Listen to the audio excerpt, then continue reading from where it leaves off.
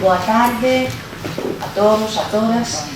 Bueno, agradecervos que esteades formando parte desta que falaban pola mañá desta resistencia e que vos apuntarades a esta nova edición do curso de verán sobre dinamización lingüística en relación coa democracia e lingua e a quimera da normalización. Vamos a seguir traballando neso, nesta mesa redonda coloquio sobre a música en galego, da reivindicación da democracia á dinamización lingüística. Hoxe imos a falar de música, imos a falar de música en galego e falar tamén de sentimento, de pertenza, de que como fomos trasladando non as últimas décadas a música en galego, como fixo unha viaxe de música máis de resistencia clandestina, é unha ferramenta tamén imprescindible para reclamar a democracia. Vamos a ver como se converte hoxe, a ver se é ese motor dinámico e moderno e vivo que nos interesa para garantir a supervivencia e o uso do noso idioma entre a mocidade, e ver como vamos avanzando e vamos vendo como se foi ese cambio, se fixou ese traslado, non? Como foi esa evolución da creación musical en galego, o seu impacto na construción da identidade colectiva, o papel dos medios de comunicación e tamén da industria cultural, así como os retos e oportunidades que afronta a música galega como ferramenta de dinamización lingüística no contexto actual, vale? E vamos a hacer un poquinho ese barrido desa historia. Entón, vamos a intentar facer unha visión plural, combinando a perspectiva histórica, a experiencia artística e a análise do panorama musical contemporáneo. Entón, para iso, acompáñannos aquí tres persoas que, tanto profesionais como coñecedores da música en galego. Paso a presentarvos, está aquí con nós Tereixa Novo Arrojo, que é unha mestra xubilada, unha das voces históricas imprescindibles da nosa música como integrante de Fuxan os Ventos. Dende os 15 anos forma parte deste grupo folk, ao que segue ligada na actualidade. Viviu en primeira persoa o poder da canción como ferramenta de resistencia, identidade e loita pola democracia. Tamén foi sindicalista na CIGA Ensino, deputada do BNG no Parlamento Galego e formou parte da Executiva e Consello Nacional. E durante o goberno bipartito asumiu responsabilidades de delegada provincial da Vicepresidencia de Igualdade e Benestar na Coruña. Foi mai de acollida e na actualidade rexenta unha vivenda de uso turístico. Logo vamos a falar con Tendido porque para que nos comente aí un poquinho os seus inicios, o seu traballo e como foron os traballos de cantar en galego en Fuxan os Ventos. Acompáñanos tamén Moncho Lemos, nacido en Callobre, en A Estrada, e ainda que medrou tamén en Ponteceso. Si digo cousas que están erradas, vale, medrou en Ponteceso, e logo aos 11 anos instálase en Santiago. No, bueno, creo que estás en Ponteceso aos 11 e que logo aos 19, no, aos 11 instálaste en Santiago e aos 19 entras a formar parte dos 40 principales. Sí. Cando era, decías ti que cando era a única emisora musical en Santiago, que se facía en local con programación propia. Xornalista musical e cinematográfico con maior trayectoria en Galicia. A súa primeira vez na radio foi en Santiago no 1982, no mesmo ano que era disc-jockey na antigua discoteca Liberty. Non era tan famosa como a Revolta ou as Airas, pero bueno, tiñamos o seu público. Debía de ter máis porque decías en algún lado que vin que habría toda a semana. Digo, bueno, sería feliz porque eu vou a discoteca... Mira se era negocio, que hoxe contas isto e a xente non o entende, habría os 7 días da semana e daba para pagar a 2 disjockeys. Bueno, iso era... Genial, genial. Por eso que me daba, eu cando vin eso, dábame moita envexa porque dicía eu estaba esperando a que me pasara toda a semana para ir o domingo a Revolta. Entón, sería feliz podendo ir todos os días da semana. Bueno, oi, perdona, pero en Ponteceso tiñamos Teima, que eso tamén era punto de aparte. Sí, sí, sí.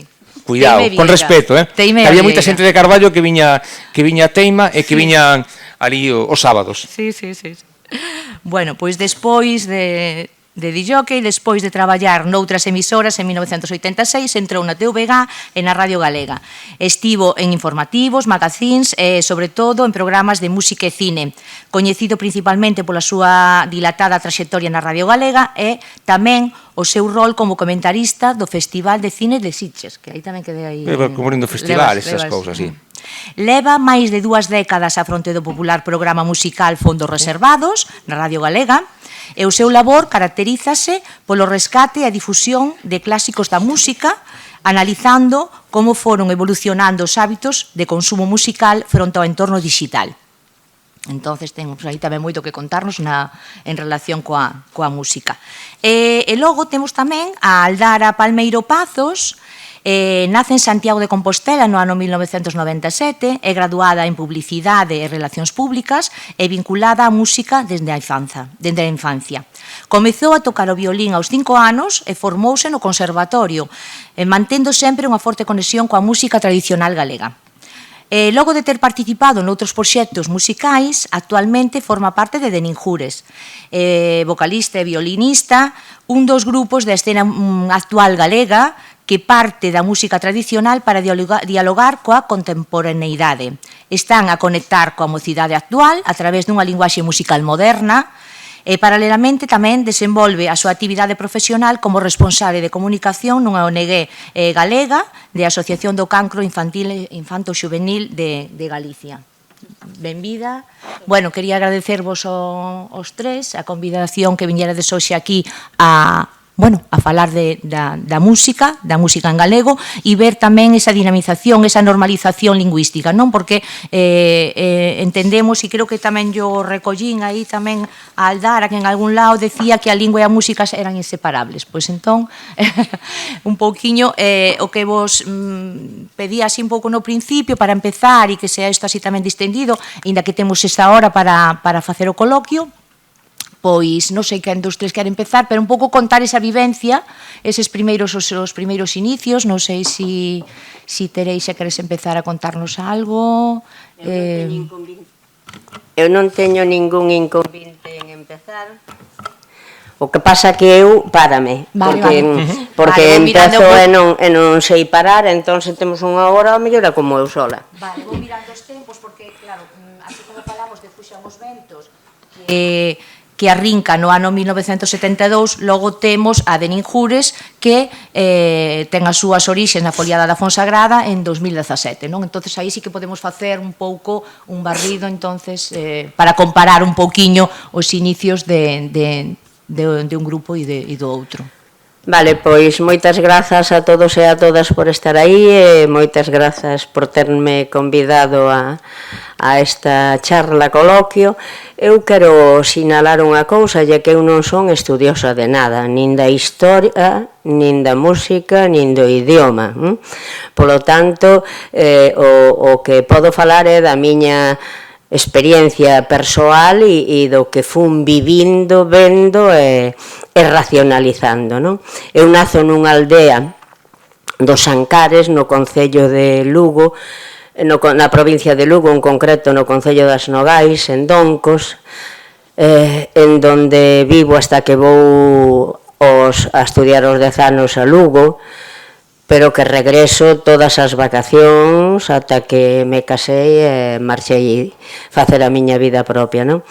Polo tanto, toda a miña vida foi en galego, no galego que ali se falaba, que como é limítrofe co Bierzo, pois había certos castelanismos que despois fun consciente de que tiña que desterrar do meu idioma, inda que non outros dialectalismos do propio idioma que sí son da comarca, non?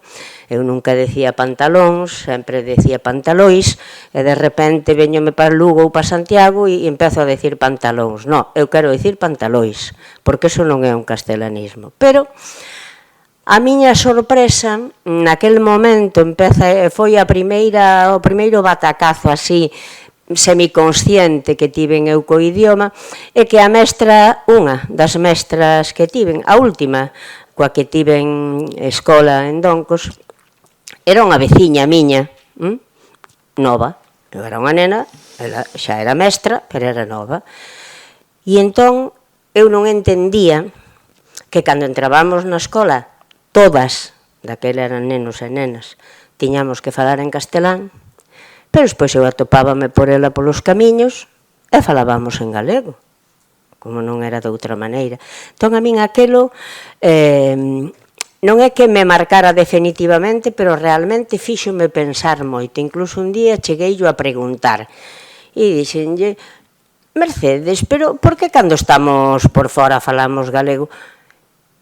É a lei, é obligatorio, hai que falar en galego. Hai que falar en español, en castelán dentro. Bueno, así o aceptei e así. Ben, aos 10 anos marcho a estudiar a Lugo, a un colexio de monxas, pero que non daban clase, eu iba ao instituto, solo que facía de residencia. E ali estaba de asesor espiritual o padre Mato, que algunhas pouco nos asesorou, pero o que si fixo un traballo musical importante. Entón, constituíu un coro, que era o coro do Santísimo Sacramento. E nese coro estaba eu, que nos dedicábamos pois a cantar a misa os domingos na igrexa do propio recinto obispal que había ali. Porque estaba tamén Radio Popular, do cal era el tamén o asesor espiritual, e recordo que se retransmitían as misas do domingo por Radio Popular, que el as facía en galego e que nós cantábamos cantigas en galego na misa. Estou falando do ano 70, 68, eu entrei no colegio, nací no 56, entrei no 66, pois, bueno, quero decir que naqueles momentos era un avanzado da situación, non? E aí empezamos, pois, a ser un pouco conscientes da necesidade de recuperar o noso idioma, a nivel individual, non de xeito colectivo, porque o que era o alumnado ou as alumnas que vivíamos ali, todas éramos do ámbito rural, polo tanto, todas falábamos en galego, pero tamén todas, cando íbamos pro instituto, falábamos en castelán. Ben, aí en ese coro, con posterioridade, incorpóranse unhos rapaces, que a nosotros nos pareceu moi ben que se viñeran uns rapaces a facer un coro mixto. A raíz de aí facemos un pequeno grupo, o cura dice, bueno, os rapaces queren que fagamos un grupo, que fagades un grupo folk, entón señalounos sin pedir permiso de ningún tipo, ti, e ti, e ti, e ti. Quedades despois do ensaio do coro, quedades aquí cos rapaces. Éramos 3 voces altas e 3 voces graves, e ali quedamos, e ali empezou a cousa. Queremos facer un grupo folk, queremos que cantedes con nós, apetece, pois sí, empezamos xa, moi ben. Aquelo era un grupo de folk universal, cantábamos desde, bueno, xa non me acordo porque hai moitos anos, pero cantábamos de todo, incluído cancións típicas galegas, non? E o ano este estamos no ano 71 aínda. Chego ao 72 e hai o Festival da San Lucas de Mondoñedo, que era un festival de música galega, que era o único, eu creo que era o único que había no país, e que tiña ademais como característica fundamental que tiña que ser orixinal tanto a música como a letra que se presentara ao festival. Entón díxonos Mato, díxonos o cura, hai que presentarse a ese festival. Pero vamos a ver, nosotros naqueles momentos non estábamos capacitados porque naide tiña estudios musicais, o único que tiña algún era Xan, o que aínda hoxe é o violinista de Fuxan, pero que non daba como para... Entón dixo Mato, bueno, non vos preocupedes que a canción fago bola eu. Bueno, se tú nos faz a canción, faina canto antes porque hai moito que traballar. Pero si, efectivamente, fixo a canción Fuxan os ventos. Ensayamos todo o que había que ensayar porque a canción non é fácil de interpretar, nin musicalmente, nin na súa na súa vocalidade, pero bueno, ensayámola, presentámonos o Festival da San Lucas de Mondoñedo co nome de Fol 72, porque non tiñamos nome de grupo aínda, e había que, para ir ao festival, ter un nome. Entón, a nosa originalidade levounos a chamarnos Fol 72, vale? Presentámonos a San Lucas coa canción de Fuxan os ventos de Mato e gañamos o primeiro premio, que naquel momento eran 50.000 pesetas. Estamos falando do ano 72. E con esas 50.000 pesetas, pois, alugamos un local para ensayar, mercamos instrumentos e aínda nos deron cartos para ser solidarios con unha ONG que colaboraba en moitas cousas con nós. E aí empezamos. Esa mesma noite, cando volvíamos desde Mondoñedo a Lugo, paramos a comer, a cear nun restaurante, e esa mesma noite decidimos de xeito unánime que lle cambiábamos o nome ao grupo e que pasábamos a chamarnos Fuxan os ventos, non? O certo é que a resonancia mediática que tivo tanto que ganáramos como a propia canción, que non sei se alguén a escoitástedes, pero se non a escoitástedes, escoitádea, que merece a pena, pois fíxonos moi populares. E empezamos a ter moitísimas actuacións, sobre todo na provincia de Lugo, que era de onde éramos todos, e sobre todo nas zonas rurais da provincia de Lugo, nas zonas de montaña, nas aldeas, bueno, e aí pois era un convivio entre a xente, realmente non era unha actuación nosa, era un convivio en donde nosotros empezábamos a cantar unha canción, pero deli sonaba e empezaba a cantala con nós, e ao mellor cantaba de distinta maneira, identificándose totalmente nós coa xente e a xente con nós. Eso sí, xa empezamos a meter algo que tiña que ver coa situación sociopolítico e económica do momento, e educativa. Unha das primeiras cancións que cantamos foi o Lelo, que seguro que non a recordades, pero falaba do idioma. Onde vas, Lelo? Non sigo porque non me acordo.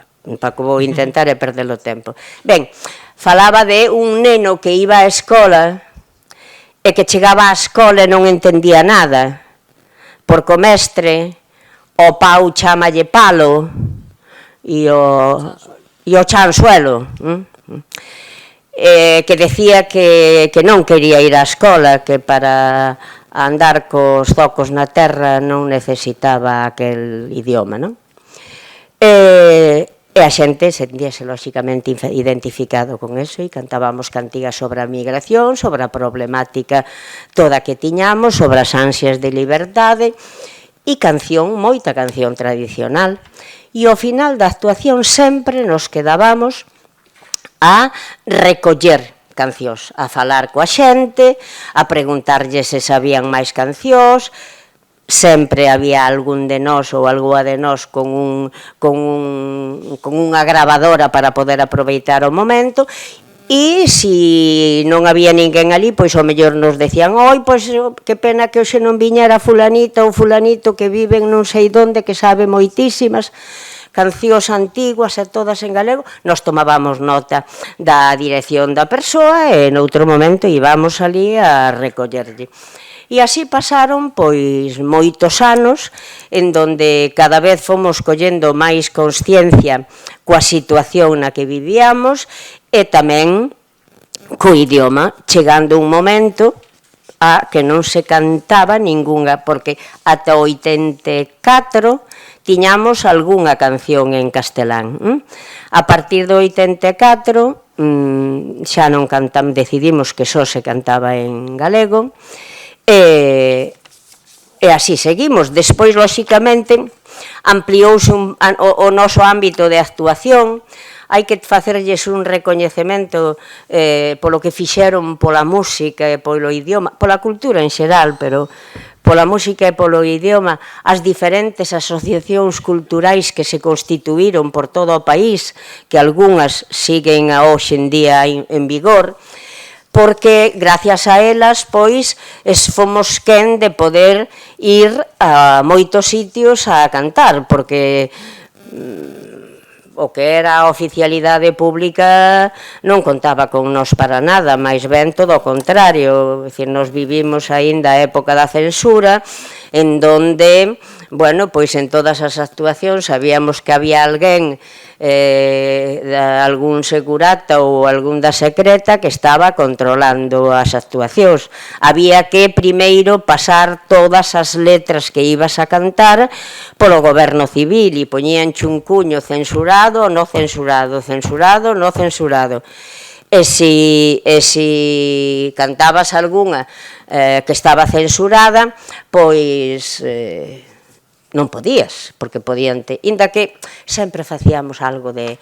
eu recordo que había unha que se chamaba O Corvo, que sempre nos la denegaron, entón nós, facendo un pouco así de alma buena, dicíamos, bueno, tiñamos pensado cantar o Corvo, pero non podemos porque non la censura. Entón todo Dios empezaba, o Corvo, o Corvo, o Corvo, o Corvo, e acabábamos cantando todos o Corvo, non? Pero bueno, o certo é que eran momentos en donde o idioma vivía no pobo e vivía con moita forza e con moita intensidade, pero desfacíase tan pronto como salías un pouco do ámbito rural, non? E máis a xente do rural, que estamos nunha época en donde hai moita emigración ás cidades, non só fora do país, senón ás cidades do país, pois ese autoodio que nos incluíron permanentemente, que por desgraza sigue hoxe existindo, porque nos encontramos con moitísimos pais e nais que toda a vida o mellor falaron galego, pero sin embargo ensinan e educan aos seus fillos en castelán, algo que non entendemos, e iso é porque se nos involucrou e se nos meteu de tal maneira o feito de que falar galego era cousa de paletos, era cousa de xente da aldea, era cousa de xente analfabeta, e que, por tanto, había que falar o castelán, e ti ibas ao médico, ou ibas a un abogado, ou ibas a ando cura, ou ibas ando... e falabas en castelán. Entón, bueno, claro, todo iso, a música, denunciando, falando coa xente e tal, foi axudando a superalo, non a eliminalo, pero sí a superalo. Teresa, pasamos agora... Deixasme decir unha cousa soliña, porque que eu creo que é moi importante. Eu creo que todos e todas, e aquí vou falar un pouco de Moncho, todos e todas tiñamos moitas expectativas postas no que era o ente de radio televisión galega. E iso foi e é un fracaso total.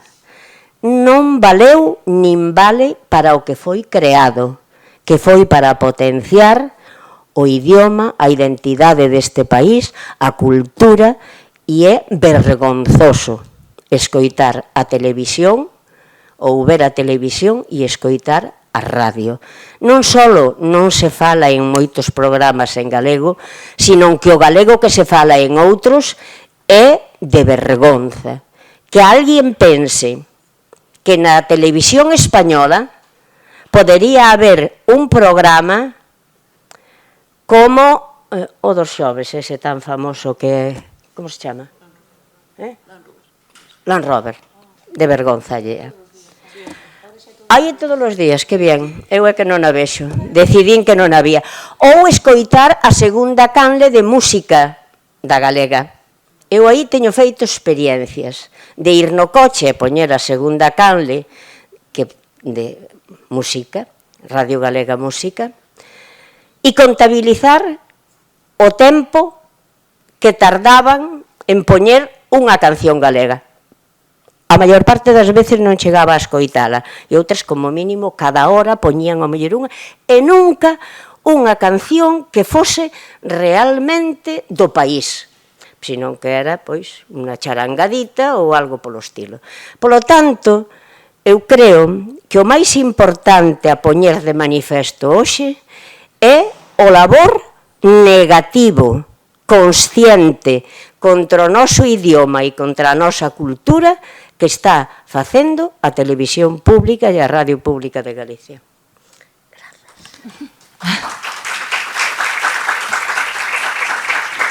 Non era falar de ti, de onde estás. Bueno, pois xa vemos que tamén son importantes, por suposto, os medios de comunicación e trasladar o que queremos escoitar.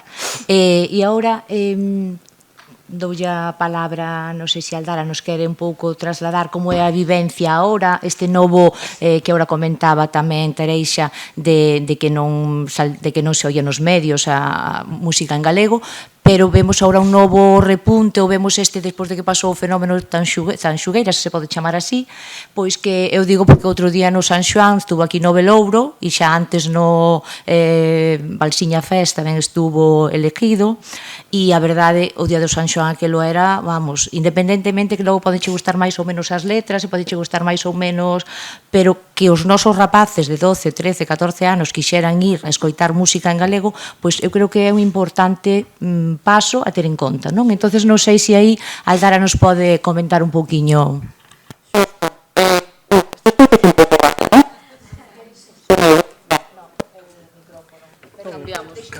Collo este. Moito mellor, non? Sí. Claro, fenómeno Tanxugueiras, nós falamos moitas veces dese fenómeno. É que fixadevos a diferencia da realidade lingüística da que falaba Tereixa con respecto ao que pasa agora. Contaba ela que a súa mestra, que falaba en galego en calquera outro ámbito no que se poidera topar con ela, menos na escola, e agora case pasa o contrario. Casi a escola e non sempre e a administración son os únicos puntos nos que te aseguras, e non o 100%, que vas ter unha comunicación en galego. Claro, a nosa realidade é completamente diferente. Nós crecimos, pois, noutros anos, noutras familias. Afortunadamente, na nosa xeración, empezaba a haber este desfase de brecha xeracional no sentido de que xa a nosa xeración xa non sei que falaba en galego, non? O que comentaba antes Tereixa. Os nosos pais foron case os últimos que nos falaban en galego e xa nen sequera todos. Teño moitas amizades as que os pais galegofalantes de sempre xa lles falaban en castelán aos fillos, non?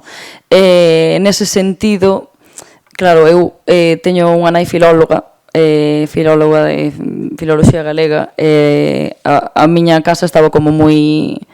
había unha liña moi clara, eu sempre fui como moi consciente da situación do idioma grazas a isto, pero non teño tan claro que outra xente tivera esta sorte.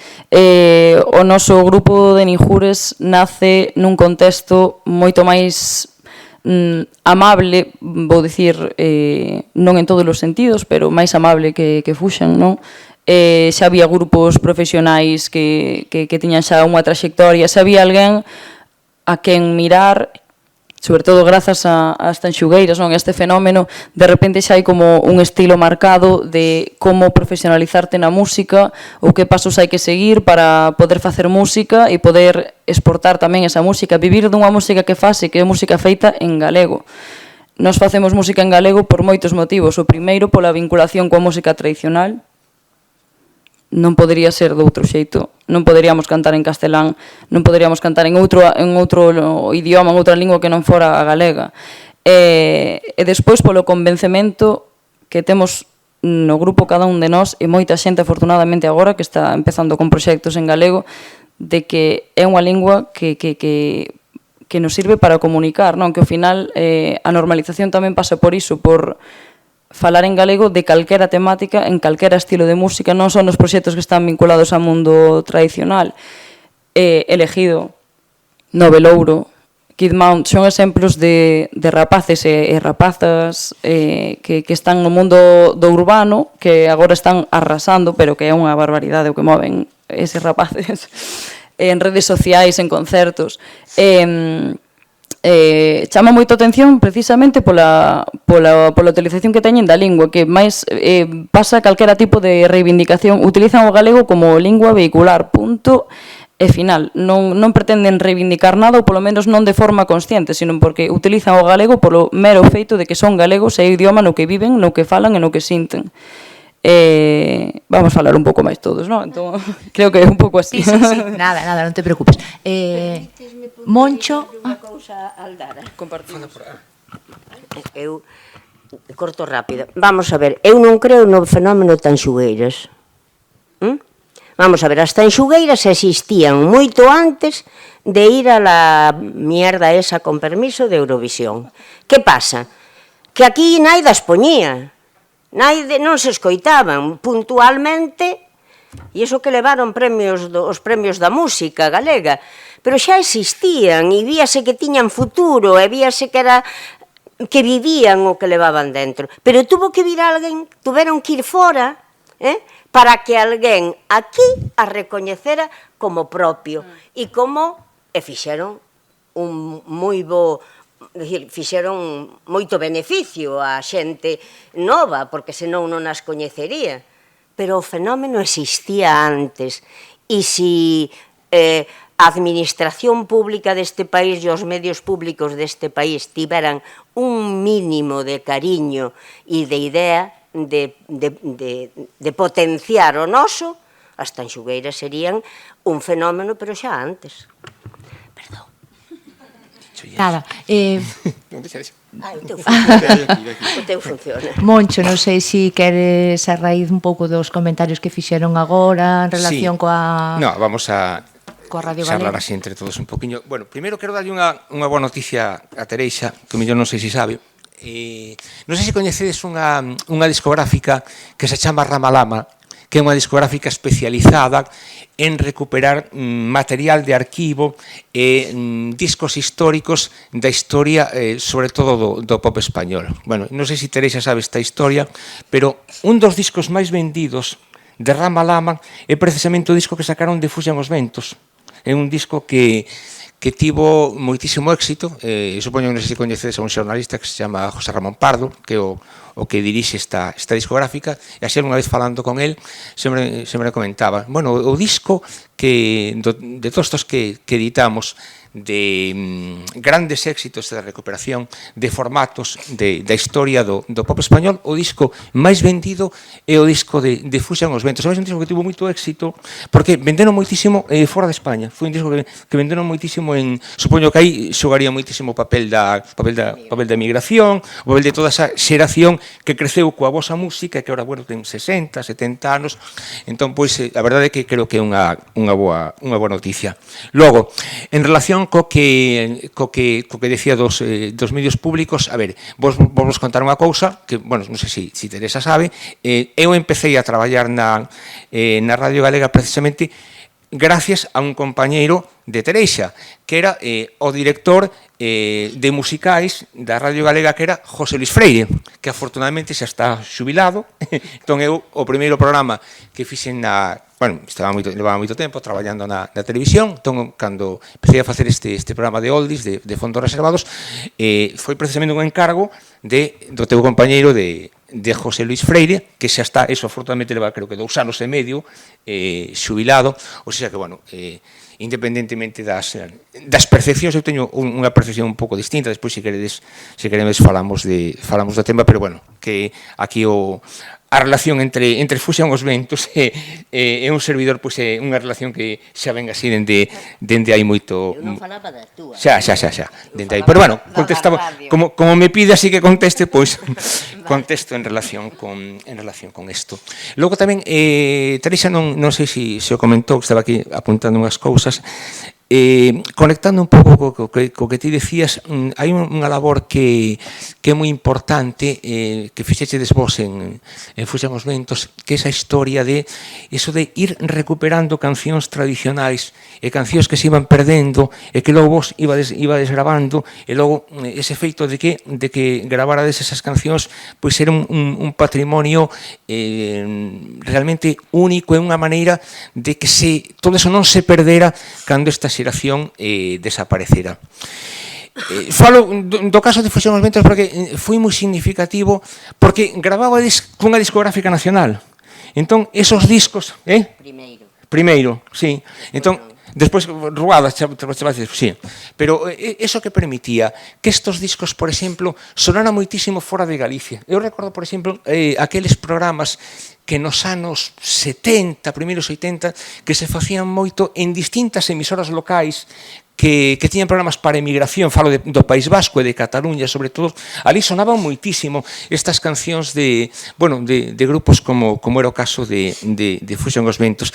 E chamoume moitísimo a atención o que decías ti deste cura de Lugo, porque hai unha xeración moi importante de grupos de cantautores, non só en Galicia, sino tamén en comunidades como Cataluña, como Euskadi, que comenzaron no mundo da música por estas labores parroquiais que facían dende... Era época, a ver, para que os situedes, a xente maior se os recordará, pero para que vos situedes un poquinho a xente nova, era época que estaba de moda, por exemplo, a teoloxía da liberación, era época aquela, non sei se recordades, da famosa misa campesina nicaragüense, daqueles curas progres para a época que viñan un pouco en conexión co que era o que estaba pasando en Roma co Concilio Vaticano II. Entón, eran aqueles grupos aqueles curas que empezaban a crear estes grupos, estas actividades parroquiais, que foron, en algunha medida, pois unha saída para determinadas actividades artísticas,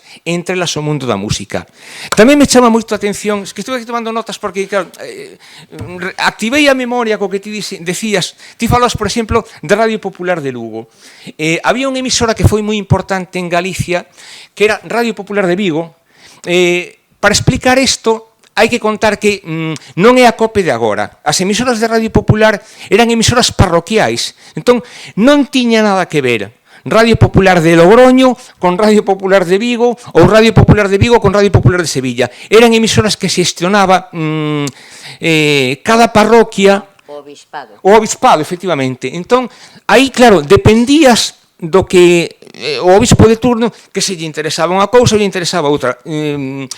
E quería mencionar o caso da importancia que tivo, por exemplo, Radio Popular de Vigo, porque naquela época houve un informativo que era, estou falando de finais dos anos 70, 77, 78, 79, que era Galicia de Noche, que era un informativo mítico que ademais facía un xornalista que foi director da compañía Radio Televisión de Galicia, Serdo Rodríguez, non sei se le recordas, que ali, por exemplo, pois todos estes grandes popes do mundo da cultura en Galicia, da transición, ali facían crónicas, facían reportaxes, tiñan colaboracións, e aí sonaban e fixeronse as primeiras entrevistas a moitos daqueles fundadores, entre comillas, como era o caso de Fusión os Ventos, como era Viviano, como era Benedicto, como era todo ese movimento que se xenerou alrededor de todas estas, os principios, por exemplo, de Emilio Cao, con Fonte do Araño. Entón, eu creo que hai un momento moi importante naqueles anos 70 cando aparece toda esta música. Como decía Teresa, sí moi vinculada a ese momento político, pero bueno, era en Galicia, era tamén en outras partes de España. Pasaba o mismo en Cataluña, pasaba o mismo en Andalucía. O que pasa, claro, nas comunidades históricas donde había esa reivindicación, pois evidentemente había esta conexión. Home, hai un caso paradigmático que era, por exemplo, o caso de Viviano. O primeiro disco de Viviano mítico, aquel famoso de Estamos chegando ao mar, ese disco estaba producido por Alain Miló. Quen era Alain Miló? Alain Miló foi, por exemplo, o mesmo produtor dese mítico Black is Black de Los Bravos. É un tipo que chegou a España e que fixo algúns dos grandes éxitos da historia do pop español. Bueno, pois anotou el traballou con Viviano. Se hoxe, por exemplo, escoitades ese disco, Estamos chegando ao mar, ese disco é absolutamente moderno. Hai un disco que foi absolutamente esencial, que é o de maestro Luis Emilio Batallán. Creo que ainda sigue sendo o disco máis vendido, con respetos para Fusión os Ventos, o disco máis vendido da historia da canción popular galega, ese famoso donde estaba Quen poidera namorala. Ata hai algúns anos sigue sendo pois ese disco absolutamente fundamental. Non me quero esquecer de Andrés do Barro. Andrés Lapique do Barro, no ano 1970, foi a primeira vez que unha canción cantada en galego, chega ao número 1 de los 40 principales, que aquelo era en pleno franquismo, bueno, na recta final do franquismo, e aquelo foi unha excentricidade. E logo, hai un disco que eu reivindico, xa sei que, por exemplo, Teresa odia isto que vou a decir, e outra moita xente coa que teño discutido deste tema. Eu hai un disco que considero que é magnífico, o que pasa que está condicionado un pouco pola categoría do personaxe. E me explico. Creo que un dos grandes discos da historia da música galega é ese disco de Galicia, Miñaneiros dos Mares, de Juan Pardo. Eu invito-vos a calquera de vos a que escoitedes ese disco. Claro, hai que coñecer un pouco a intrahistoria. Ese disco, por exemplo, a Juan permitíronlle pola capacidade que tiña, polos contactos que tiña, permitíronlle cantar cancións naquel ano de 1976, cancións que ao mellor estaban prohibidas, que el, bueno, el tiña outro tipo de relacións co réximen, entón non tivo tantos inconvenientes. Eu recordo, falei desto hai uns anos con Emilio Españadero, o director presentado un compañero de Lume na Palleira, ese programa que supoño que algún de vos coñece. Un día falamos así desta historia. Claro, decía, que la Juan permitíronlle, pero este disco é absolutamente glorioso de orquestación, de recursos, é un disco que se escoitades hoxe en día. Resulta extraño que aquelo conseguira gravarse no ano 1976. Bueno, e logo, os que xa tedes así algúns anos, recordaréis o lío que se montara en Vigo, non sei se vos acordades cando presentara aquel disco creo que fora en Vigo, na discoteca, creo que fora en Novo Olimpia, bueno, montarase ali un cirio absolutamente tremendo, bueno, chamaranlle de todo, vendido, non sei que, bueno, evidentemente era un momento de efervescencia política e aquel disco fora entendido, incluso por parte da xente que levaba moitos anos no mundo da música galega, decía, bueno, a este señor se le permite todo, e nos que levamos facendo estas cancións, pois temos dificultades. E logo, tamén me gustaría, por exemplo, reivindicar, hai figuras que están absolutamente perdidas, como era o caso de Suso Baamonde. Suso Baamonde foi un tipo que, por exemplo, tivo problemas, tivo que exiliarse, non sei se a xente maior recordaredes un pouco esta historia, foi un artista que tivo que exiliarse porque era, bueno, aquela época que un concerto en Pontevedra, se non recordo mal, non, Teresa? Na Peregrina, que fixera uns comentarios a propósito dos militares, que daquela época era obrigatorio o servicio militar, entón, bueno, fixeranlle consello de guerra, casi, tivera que exiliarse, non? Sí, non? Pero o conto foi outro. Cantaba, o conto era outro. Sí, pola canción que cantaba, sí. Cantaba unha canción que era e cantou unha ao final. Sempre que falo de España sempre teño unha disputa, ai que se España é miña nai, eu son un fillo de puta. E por esa estrofa foi cando tivo problema. Entón, bueno, eu creo que esos anos sí que é importante en algunha medida pois reivindicalo. E logo, eu creo que tamén é importantísimo reivindicar o papel da música popular. O papel, por exemplo, de personaxes como Ana Quiro ou como aquelas primeiras orquestas de Galicia que levaron a música galega por América, por África, por países onde era realmente unha excentricidade naquele momento escoitar cantar en galego. Entón, bueno, creo que o panorama é moi amplio e ás veces nos quedamos un pouco nunhas liñas determinadas, pero eu teño a sensación de que, bueno, de que aquel momento foi realmente brillante, que o mellor fallou seguramente a parte industrial, sí, porque todo se facía en pañales. Todo costaba moitísimo, non sei se xa eldrá o tema, xa que está aquí Teresa, que la recordará, por exemplo, o da discográfica Ruada, que foi tamén porque tamén moitas veces hai que contar a parte industrial, claro, non é como a música hoxe en día, non?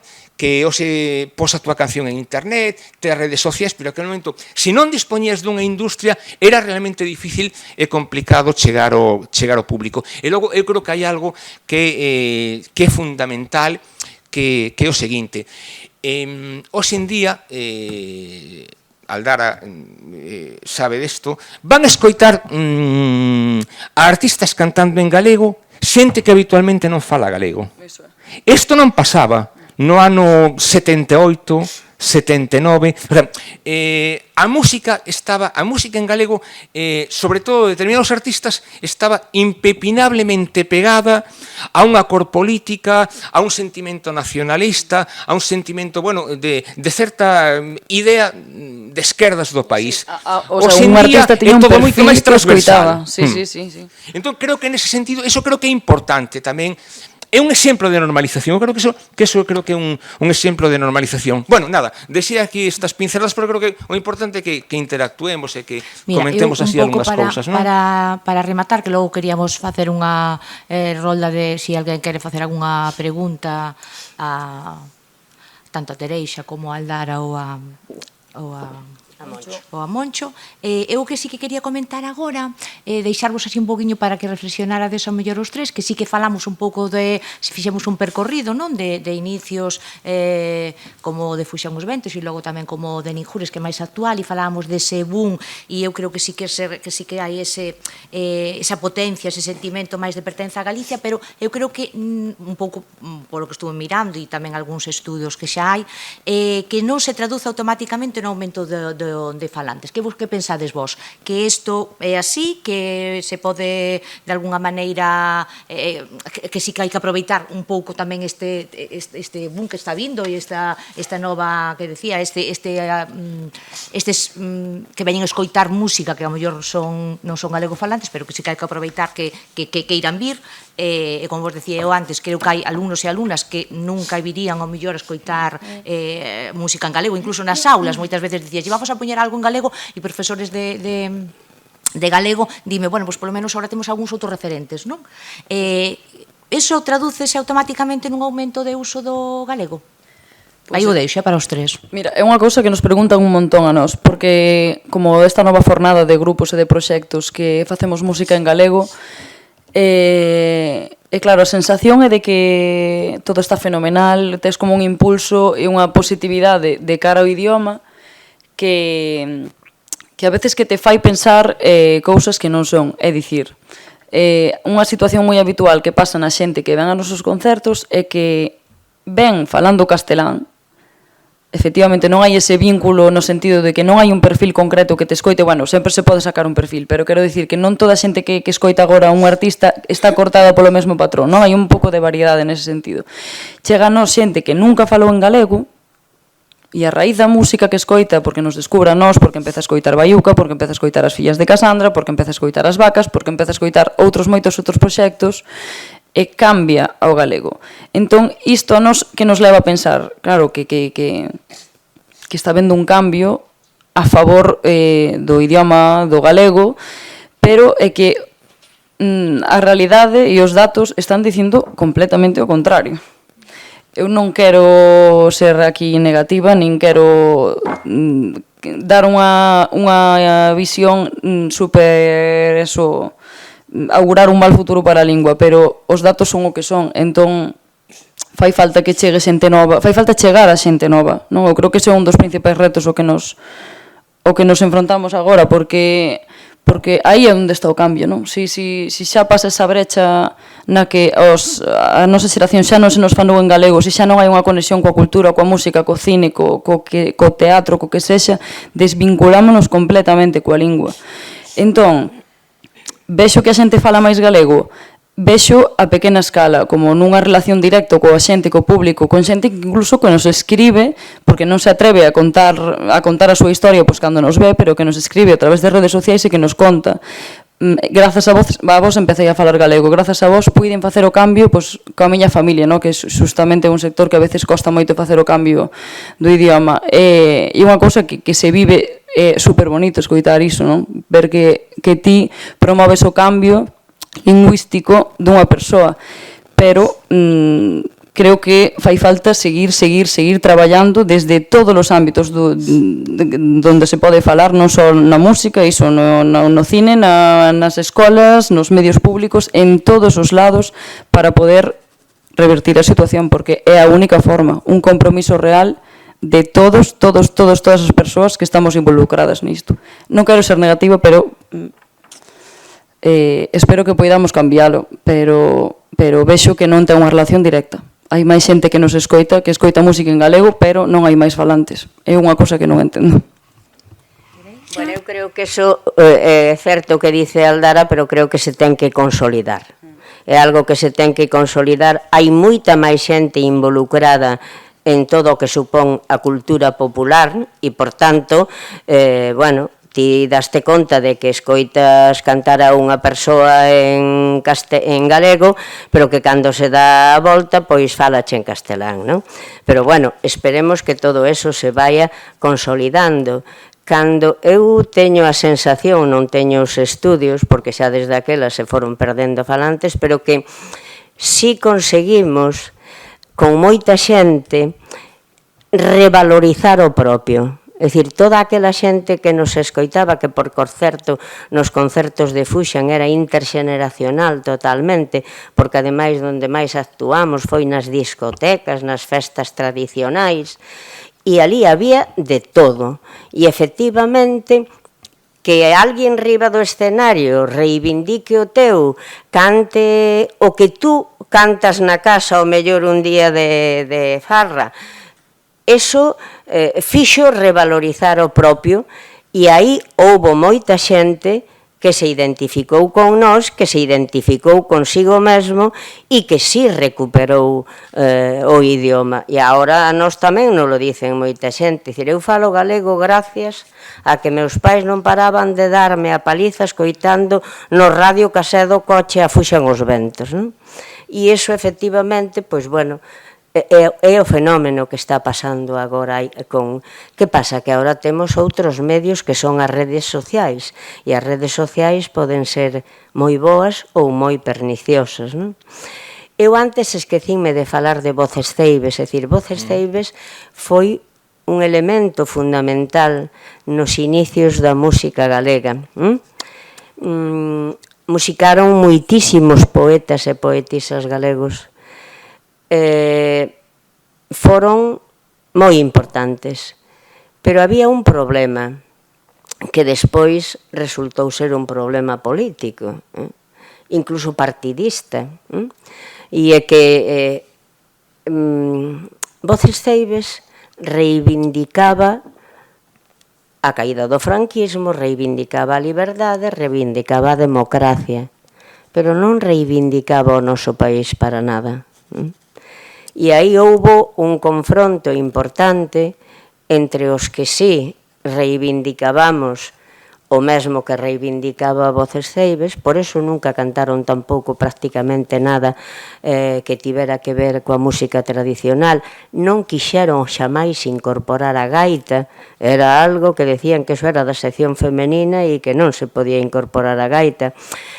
E chegou a facerse o movemento popular da canción galega a partir do ano 75, en donde efectivamente pois se colleu outra línea de reivindicación non só da liberdade que necesitábamos, sino de darlle a volta a este país, de que este país tivera defender unha identidade propia, etc. E eu creo que nese contexto é no que se rechazou a Miña nai dos dous mares de Juan Pardo, que eu estou de acordo con Moncho en que musicalmente é un discazo, pero tamén é certo que lle veu lavar a cara galeguista ao Partido Popular. Esa foi a función dese disco, lavarlle a cara galeguista ao Partido Popular, que despois, ademais, Juan Pardo se convertiu pois na súa voz partidista, non? E, por tanto, claro, quenes estábamos traballando contra iso, é dicir, contra que se aproveitaran do noso idioma, do noso país, da nosa galeguidade, da nosa identidade, para coller votos que despois, ademais, non utilizaron como tiñan que utilizar, porque a Lei de Normalización Lingüística e a función da radio e da televisión de Galicia e do goberno da Xunta en si mesmo nace porque hai unha identidade propia, e as nacionalidades históricas, inda que así se conseguiron poñer na Constitución, pois efectivamente temos unhas características diferenciadas dos demais. Entón, aí houve sempre unha loita que sigue habendo hoxe e que seguirá habendo mentras non sexamos capaces de que a inmensa maioría da cidadanía deste país se identifique co seu propio país e o defenda con todas as consecuencias, non? Simplemente, en relación coa vosa pregunta, bueno, así polos sondeos que fago de cando en vez, polas conversas que teño con compañeros de radio e televisión de outras partes de España, normalmente todos coinciden en que ese fenómeno tan xugueiras, ese fenómeno rapans, pon o foco en Galicia. Esa é un pouco a idea que se transmite fora de aquí, fora de Galicia. Que todo o mundo di, pero esa efervescencia que Aldara comentaba trascende as fronteiras precisamente con estos focos, independentemente de que guste máis ou menos, de que eclipse outro tipo de iniciativas, pero bueno, isto pasa un pouquiño con todo. Non sei se vos acordades cando estiveron de moda esos libros de Millennium, los hombres que no mataban, ¿cómo era aquello? Los hombres que no mataban a las mujeres, que no sé qué. Eso puso de moda, a raíz de aí, ven toda a novela nórdica negra. O sea, sempre hai, en calquer movimento, en calquer historia artística, sempre hai algo que fai de catalizador. É como agora mesmo, en España, na novela negra, o sea, hai unha novela negra en cada pobo de España. Hai unha novela negra en Logroño, en Andalucía, bueno, aquí en Galicia, Domingo Villar, tamén, o sea, todos os povos de Galicia teñen todos os povos de España teñen unha novela negra, que además está toda marcada polo mesmo patrón, non? Sempre hai un policía corrupto, sempre hai alguén que teñe moitos traumas, son todas cortadas polo mesmo patrón. Entón, é un pouco o que pasou, bueno, coa saga de Stieg Larsson pasou eso, puso de mola a novela nórdica, e de pronto aparecían daneses, finlandeses, uidezanos, que todo que chegaba do frío, entre eso e Henning Mankell, todo era...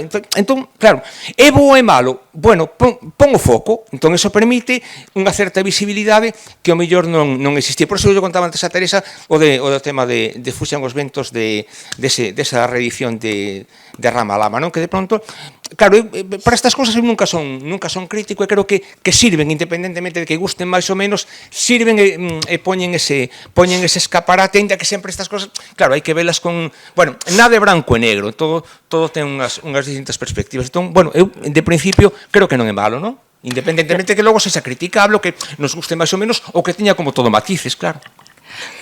Non quero decir que eso sexa malo. Eu o de como se chama? Ramalama. Ramalama. Non o coñecía, pero bueno, nós cando gravamos coa Filis e os 6 graváramos por 4 anos e 4 discos, a Filis reconoceunos que xunto con Paco de Lucía éramos os que máis vendíamos de todo o seu catálogo. Co cal, eso implicaba estar á altura de... Pero, sin embargo, a nivel de España, podería sonar Fuxan en Andalucía ou en Cataluña ou en Galicia, entre outras cousas, porque gracias á emigración galega tivemos moitísimas actuacións en eses países. Pero, despois, no resto do Estado, home, eu recordo de facer unha actuación no pabellón do Real Madrid, en Madrid, con Nuevo Mester de Juglaría, que aquelo foi impresionante, ou de actuar no colexio, que era un colexio moi rojo, que iba a actuar todo Dios ali, actuamos 3 ou 4 veces, pero sacado dai pouco máis. Sí, só unha matización, naquele momento, o digo, bueno, a xente máis nova como non é consciente, naquele momento todas as discográficas estaba de moda a música folk e o que chamaban as músicas das nacionalidades. Entón, todo o mundo quería tener pois un grupo folk que funcionara. Miraban a Cataluña, miraban os País Valenciá, miraban, por exemplo, cando aparece o novo rock andaluz, cando llegaban a Triana, cando llegaban un pouco despois, un pouco todo o mundo quere a ese mercado para esas músicas das nacionalidades. Entón, bueno, a industria ve que aí hai un mercado, entón entón gravan a todo o mundo, e o que pasa sempre, bueno, gravamos a 5 ou 6, con que funcione un, xa nos vale. Entón, bueno, tamén a veces hai momentos para todo. O sea, eu creo que a música sempre un pouco o escaparate do estado dun país, igual que a literatura, igual que a danza ou igual que os deportes. Un pouco vai todo unido, o sea, nunca hai que miralo como un feito illado ou como algo, bueno, que florece, non, forma parte un pouco dunha situación. En aquel momento, pues bueno, era eso, era España da transición, eso funcionaba. A mí, Fabio, moitas gracias. A veces discuto moito estas cuestións, porque é que non podemos comparar a España dos en día, a Galicia dos en día, non é aquela Galicia, incluso nós non somos iguales, a xente non é igual, sociolóxicamente, pero tamén individualmente. O sea, eu sempre me gusta contar unha anécdota moi curiosa. Hoxe somos unha sociedade moi individualista. Eu son un gran fan de América da época de Kennedy. Entón, hai unha anécdota que se conta cando Kennedy vai a visitar Cabo Cañaveral para, bueno, van a lanzar o home, vai a sair o home á lúa. Entón, hai un momento que atopa un barrendeiro por ali. Pregunta a Kennedy: e vostede que fai aquí? E entón este barrendeiro contesta: eu estou axudando a levar un home á lúa. Entón, esa sensación así de colectivo, de que aquelo famoso de ¿qué puedes hacer tú por tu país? No preguntes qué hace tu país por ti, sino qué puede hacer tu país por ti. Entón, bueno, evidentemente, claro, hai cousas que non se entenden coa realidade de hoxe en día de como somos, para o bo e para o malo, claro. Logo, en outro momento, se queredes contesto un pouco en relación cos medios de comunicación. Tamén é verdad que creo que os medios de comunicación hoxe en día non son aqueles medios de comunicación que se montaron no seu momento. A realidade é distinta, entón obriga os medios de comunicación a ser diferentes. O sea, hai moitas variables para discutir. De feitos teóricos, se siguen facendo congresos, xornadas e informes sobre este tipo de cousas e nunca se acaban poñendo de acordo. O sea, que sempre temos 40 criterios para unha historia e 40 criterios para a contraria. Si é verdad que eu creo que hai moitas cousas que dependen dun impulso e dunha iniciativa política, pero eso para todo. Hombre, vale, pues, ahora mismo, por exemplo, aquí estamos en Carballo. Nada. No, digo porque estamos xa pasando xa a hora para non meternos moitísimo máis en, bueno, un pouco recoller todo o que comentastes, o que trasladastes, non? Quedan aí moitas cousas para recoller, para ter en conta en canto a papel dos medios de comunicación, o papel das administracións, do traballo que queda por facer, e creo que aproveitar este bo momento que hai e que ese bo momento se convirta en realmente que normalización e máis falantes en galego.